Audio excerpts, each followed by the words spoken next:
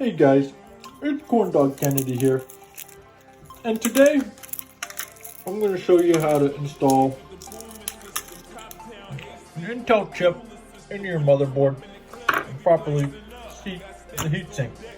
A lot of my friends have been getting new computers and they've been having some issues with them. So I'm going to show you the best way to do this right now.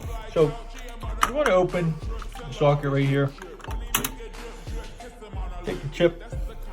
If you look, there's a very specific way it needs to be seated in here, and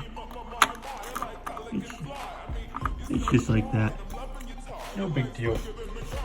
The biggest question I get is, how much thermal paste should you use? The biggest question I get once the chip is installed. The biggest question I get once the chip is installed.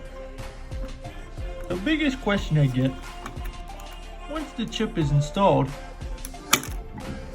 How much thermal paste should you use? I'm here to tell you about that much.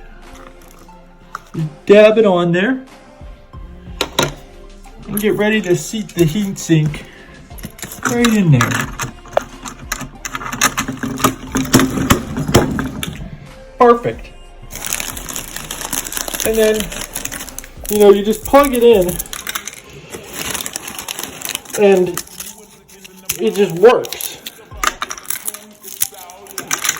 That's basically it. You gotta put the other stuff, all the connections in, install it into your case. But that's the gist of it.